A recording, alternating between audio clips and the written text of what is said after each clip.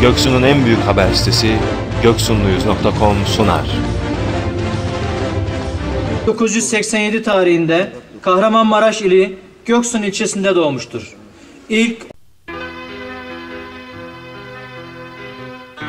Ben buradayım. Abimin intikamını alacağım. Atan sağ olsun.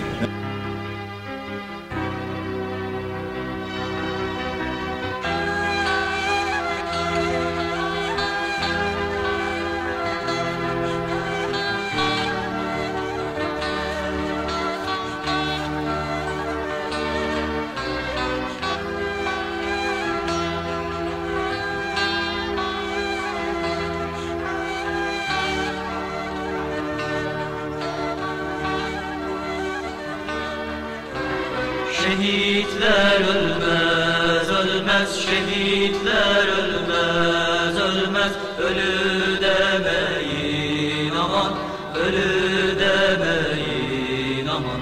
Şehitler ölmez, ölmez, şehitler ölmez, ölmez. Ölü demeyin aman, ölü demeyin aman.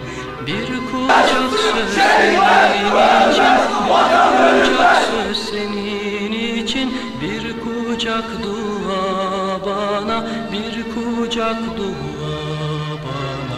Birkaç damla gözyaşı, birkaç damla gözyaşı.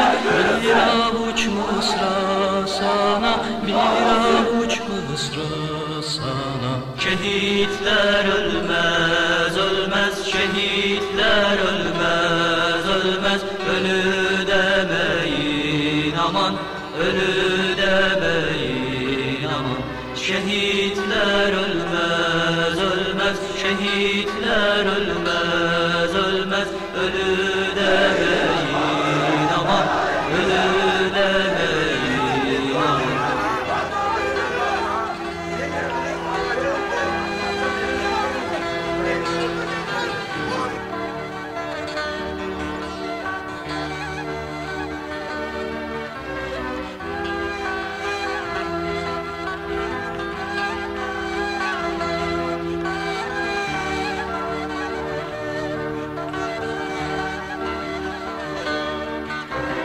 Bizi de bulur mu ölüm, bizi de bulur mu ölüm? Bir cami avlusunda, bir cami avlusunda. Şehit kanına doydu, şehit kanına doydu.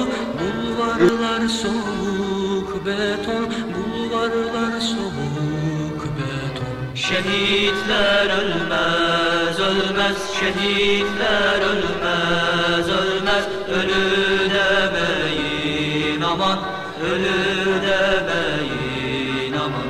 Şehitler ölmez, ölmez, şehitler ölmez, ölmez. Ölü demeyin aman, ölü demeyin aman.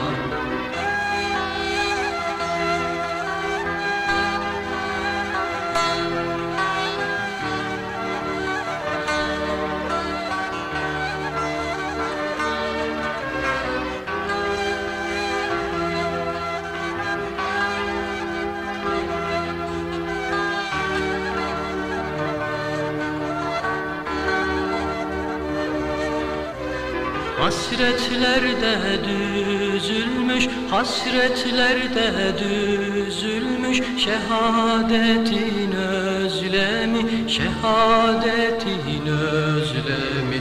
Bekler yüreğim şimdi, bekler yüreğim şimdi. Kahpe vuran bir mermi, kahpe vuran bir